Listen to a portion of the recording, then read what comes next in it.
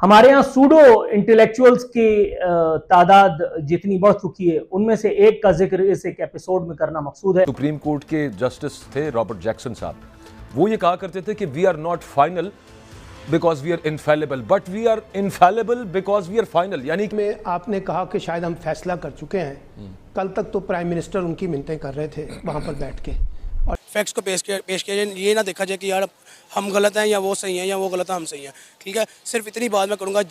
आज हम बात करेंगे लुंडे के दानिश्वर, इमरान खान के एक इमरांडू, भगोड़े ब्यूरोक्रेट, साबिक दानिश्वर और या नामकबूल जान की। जिस प्राइम मिनिस्टर ने अपनी पार्लियामेंट में खुद को भिखारी कह दिया, खुद को बैगर कह दिया, उसकी अपने मुल्क में रिस्पेक्ट नहीं कोई रही, तो बाकी ममालिक में क्या रिस्पेक्ट रहेगी। नमस्कार दोस्तों, जय हिंद दोस्तों। पाकिस्तान के प्राइम मिनिस्टर ने पेरिस में फ्रांस के राष्ट्रपति से मुलाकात की थी। अब उस पर पाकिस्तान में बवाल शुरू हो गया है। पाकिस्तान के मौलवी और या मकबूल जान ने पाकिस्तान के पीएम को फतवे जारी कर दिए हैं। क्या है पाकिस्तानी मीडिया का रिएक्शन? वीडियो को स्टार्ट करते हैं, लेकिन उससे पहले यदि आपने हमारे चैनल को सब्सक्राइब नहीं किया तो सब्सक्राइब करें। वीडियो पसंद आए तो लाइक करें, कमेंट करें और शेयर करें। जय हिंद, वंदे मातरम। और यह नामकबूल जान ने आज एक ट्वीट किया तो अब से 18 घंटे पहले, लेकिन एपिसोड की एतबार से मैं बता रहा हूं कि इसने आज ये ट्वीट किया है। जनाब-ए-मन, इस ट्वीट में इसने खेलने कूदने का इतना नादिरशाही मौका फराहम किया है कि आदमी करे भी तो क्या।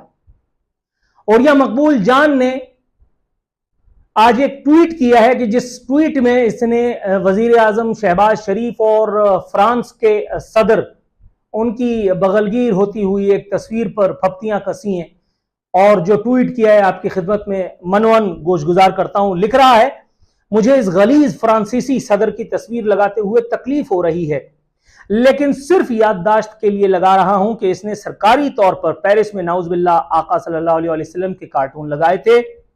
इसके सफीर को निकालने के लिए पाकिस्तान की गलियां खून से रंगीन हो गई थीं। आज इश्क रसूल के दावेदारों की धुआंधार तकरीरें कहां हैं? मौलाना फजलुर रहमान का हुकूमत को ललकारना याद आ रहा है। अब तो शायद मौलाना शहबाज शरीफ के मुकद्दस सीने से बगलगीर हों। हर किसी ने रोज़े महशर अपने अमल का हिसाब देना है। और जलील भी किया और उस फोरम को लात मार के वहां से उठ गया। आपका या तो वो कैरेक्टर होना चाहिए, लेकिन आप तुर्की के नहीं, पाकिस्तान के वजीर आजम है। पाकिस्तान जैसी लुल माशरों से उठ करके आप वहां गए। आप तुर्की जैसी मुअज़्ज़ब कौम के नुमाइंदे नहीं है। Point number 1। पॉइंट नंबर 2, जनाब-ए-मन, मैं आपसे ये पूछना चाहता हूं, ये जो इश्क रसूल की बातें आपको याद आ रही हैं जब आपका साबिक आका और मौला, जब आपका साबिक आका बाजवा, जब आपके साबिक आका फैज हमीद और जब आपके साबिक आका इमरान खान की हुकूमत थी यहां पर, तो इमरान खान के दौरे हुकूमत में भी तो ये टीएलपी वाले उठे थे इश्क रसूल की बात करते हुए। इमरान खान के दौरे हुकूमत में इमरान खान का वो खिताब आपको याद नहीं जो टेलीविजन पे बैठ करके इसने अपनी मर्जी की आयतें पढ़ी थी, जब इसने कहा था कि हुकूमत की रिट को कोई ग्रुप इस तरह से उठ करके चैलेंज करता है, और इमरान खान का वो क्लिप उठा करके निकाल लो कि जिसमें Imran Khan being opposition leader तकरीर कर रहा है और वो कह रहा है कि लोग नबी करीम सल्लल्लाहु अलैहि वसल्लम से अपनी मोहब्बत का सबूत दे रहे हैं और आप उन पर तशद्दुद कर रहे हैं। अपोजिशन लीडर इमरान खान और वजीर आजम इमरान खान की हरकतों में कितना तजाद था। उस वक्त आपकी मां मर गई थी। बेगैरत बेशरम आदमी, नमाज का दाग लेकर के, निशान नहीं दाग लेकर के तू अपनी स्याह माली छुपाता फिर रहा है। बेगैरत और या ना मकबूल जान, तू वो आदमी है हरामखोर बेगैरत कि तू पाकिस्तान की स्टैब्लिशमेंट जैसे मौका परस्त लोगों से साजबाज करके पाकिस्तान में बैठा भी रहा और उनकी मर्जी और मंशा से जूते खा करके तुझे मुल्क से बाहर भी निकाल दिया गया, वगरना इमरान रियाज खान की तरह आज तू भी गायब होता। ये वो बेशरम आदमी है जिसने नबी करीम सल्लल्लाहु अलैहि वसल्लम से मंसूब करके एक ख्वाब अपने साबिक आका बाजवा उसकी जात से मंसूब करके गढ़त एक खबर, एक कहानी, और इसने जो है वो पैसा दरम दीनार इसने डॉलर कमाए। मैं आपको इसका सबूत भी दे देता हूं। यह बात कर रहा है कि इंसान को अपने अमल का हिसाब देना है। आज इसके रसूल की धुआंधार तकरीरें कहां हैं? इमरान खान की तकरीरों का जवाब दे दिया तुम्हारा वो इमरांडू इमरान रियाज खान, उसकी दोनों क्लिप उठा के लगाओ टीएलपी के हक में और टीएलपी के यानी मुखालफत में। एक उस वक्त जब इमरान खान वजीर आजम नहीं था और एक उस वक्त जब इमरान खान वजीर आजम था। तुम दोनों की, तुम्हारी, इमरान रियाज खान की और इमरान खान की, तीनों की मुनाफकतें वाजे हो जाएंगी।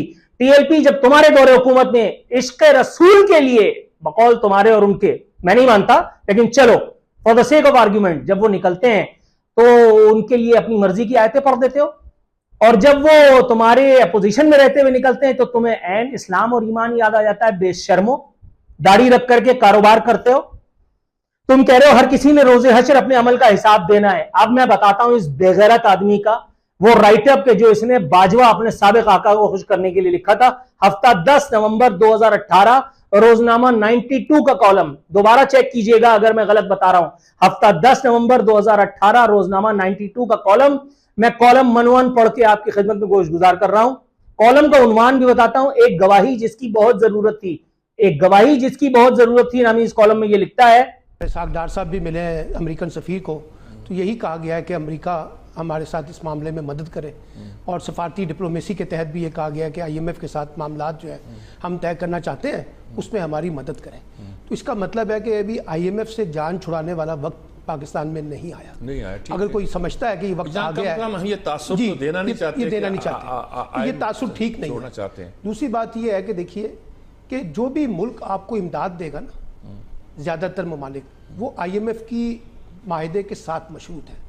मतलब बरादर इस्लामी ममालिक जो हैं वो खुद से आपको पैसा नहीं दे सकते जब तक आप IMF के साथ कोई मामला तय नहीं कहते हैं चीन ने कुछ अंडरस्टैंडिंग चीन, देखिए चीन की बात एक और है, चीन आपको हर जगह से पैसे नहीं देगा। इस्लामी मुल्क आपको पैसा नहीं देंगे लेकिन इन्वेस्टमेंट दे रहे हैं। नहीं सर, वो पैसा देखे ना, जब तक आपको अभी जो पैसे देने थे, जो अनाउंसमेंट हुई है, अभी तक बरादर इस्लामी मुल्कों ने नहीं की, और उन्होंने ये कहा कि इसको मशरूत किया है। दो चीजें अलग हैं। मैं वो एक इन्वेस्टमेंट और चीज़ है, इन्वेस्टमेंट और चीज़ है। मैं कह रहा हूँ जो पैसे आपने मांगे थे उन्होंने उसको माहिदे के साथ मशरूत किया। अभी आपने इकोनॉमिक एडवाइजरी काउंसिल जो बनी है इसका जिक्र किया है। अच्छा, अब देखिए ये एक ऐसी हुकूमत बना के जा रही है जिसकी हुकूमत अभी मुद्दत जो है 2 माह रह गई है। इससे पहले भी कहा आपको नहीं, ये जो हुकूमत 2 माह रहेगी ना, अगस्त में आपने इलेक्शन नहीं करवाने। वैसे मैंने पूछ लिया। अच्छा, अगर आपकी ख्वाहिश है तो एक अलग बात, ख्वाहिश नहीं, मैंने पूछ लिया है। वो तो मेरा मतलब है अगस्त में जाके ये असेंबली डिसॉल्व होनी है। अच्छा, अगर आपने इलेक्शन की तरफ जाना है, नई हुकूमत बन के आती है, मुझे नहीं मालूम किसकी बनती है, यही हुकूमत बनती है जो अभी है या कोई और आती है। इसके बरक्स अगर मैं बात करूँ ना इंडिया के नरेंद्र मोदी की, तो यार उन देखो आप भी सोशल मीडिया से लिंक्ड हो, मैं भी थोड़ा बहुत सोशल मीडिया को विजिट करता रहता हूँ, ठीक है। बस मैंने जो अभी तक सोशल मीडिया विजिट किया वो यही विजिट किया है कि जो नरेंद्र मोदी की इस टाइम रिस्पेक्ट चाह रही है ना, वो शायद ही ट्रम्प की हो, ठीक है। US के प्राइम मिनिस्टर ट्रम्प की हो शायद, ठीक है। वो क्यों कि आप एक चीज़ को जब अवाम के आगे पेश करते हो ना और अवाम उससे एग्री होती है, तब भी आप माने जाते हो कि यार आप वाकई कोई प्राइम मिनिस्टर हो, प्रेसिडेंट हो। अच्छा अवैस, अगर हम बात करें इंडिया के प्राइम मिनिस्टर नरेंद्र मोदी की, तो जितना सेंसिबल वो बिहेव करते हैं उसके बरक्स हमारे प्राइम मिनिस्टर उतना ही नॉनसेंस बिहेवियर दिखाते हैं। अब देखें, आप तुर्की गए हैं हमारे प्राइम मिनिस्टर, तो वहाँ पे जाके आप आम गिफ्ट में लेकर चले गए, आप आम की बात कर रहे हैं। आपने पाकिस्तान के किसी मुद्दे पर, किसी मसले पर बात नहीं की। इंडिया के प्राइम मिनिस्टर US गए हैं, तो वहाँ पे वो एक के बाद एक बड़े इन्वेस्टर से मिल रहे हैं। ऑलरेडी इंडिया में एक से बड़ा एक इन्वेस्टर बैठा हुआ है, फिर भी कह रहे हैं कि आप आएँ हमारे मुल्क में इन्वेस्टमेंट करें। बड़े बड़े महंगे कीमती गिफ्ट उन्हें तो दे रहे हैं, और हम क्या लेकर गए, आम की 2 पेटियाँ, और कह रहे हैं आधे आप आम के और आधे आपकी बीवी के। देखिए, मैं इस आपके इस बात को फॉलो करता हूँ, एग्री हूँ मैं इस बात से, लेकिन मैं यहाँ पे एक पॉइंट रखूँगा कि डोंट जज a book by its cover, ठीक है। वो क्यों, ये मेरा पॉइंट देने का मकसद क्या है, इसकी मैं आपको दलील इस तरह देता हूँ कि अगर हम अपने प्राइम मिनिस्टर की बात के शबाश की, उनका बैकग्राउंड क्या है, ठीक है। आप भी जानते हैं, मैं भी जानता हूँ, पूरा जगीर तरीन बैकग्राउंड लैंडलॉर्ड, ठीक है, जिनको कोई परवाह नहीं, गरीब आवाम उनके मुल्क में मार रही है, ठीक है। भूख से गुर्बत ख़त्म हो रही है, ठीक है। कहते थे गुर्बत ख़त्म करेंगे, भूख से गुर्बत को ख़त्म करी जा रहे हैं, ठीक है। और दूसरी तरफ बात की जाए इंडिया के प्राइम मिनिस्टर नरेंद्र मोदी की, आपको उनका भी बैकग्राउंड पता है कि उनका बैकग्राउंड क्या था, एक चाय का डब्बा, ठीक है।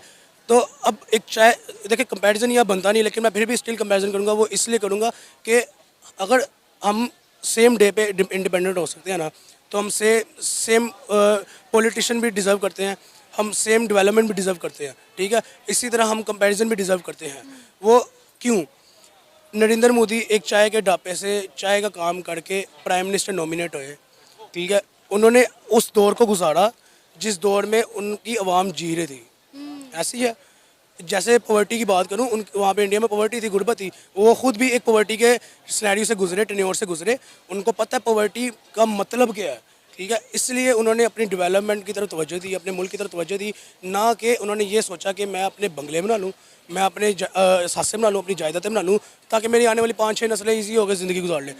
उन्होंने ये फोकस किया कि मैं इंडिया को डेवलप करूं, इंडिया के ऊपर फोकस करूं, ताकि कल को नाम हो कि इंडिया ऐसे, ठीक है, ना कि ये कहा जाए कि पाकिस्तान की तरह इंडिया।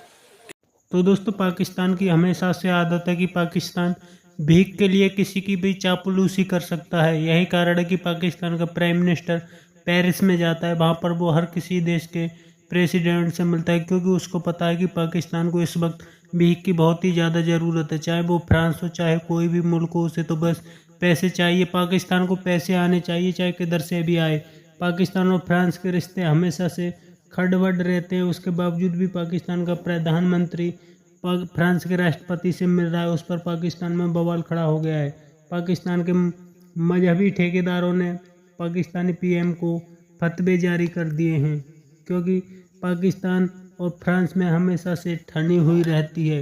यही कारण है कि अब पाकिस्तान में काफ़ी ज़्यादा बवाल खड़ा हो गया है। पाकिस्तान के प्राइम मिनिस्टर की जिस तरह से दुनिया में बेइज्जती हो रही है, उससे भी पाकिस्तानी तंग आ चुके हैं, क्योंकि पाकिस्तान का प्राइम मिनिस्टर जिस किसी देश में भी जाता है वहाँ पर कॉमेडी शो जरूर करता है। यही कारण है कि पाकिस्तान को कहीं पर भी दुनिया में रेस्पेक्ट नहीं मिलती। आपकी क्या राय कमेंट में जरूर शेयर करें। यदि आप चैनल पर नए थे, चैनल को सब्सक्राइब करें। वीडियो पसंद आए तो लाइक करें, कमेंट करें और शेयर करें। जय हिंद, वंदे मातरम।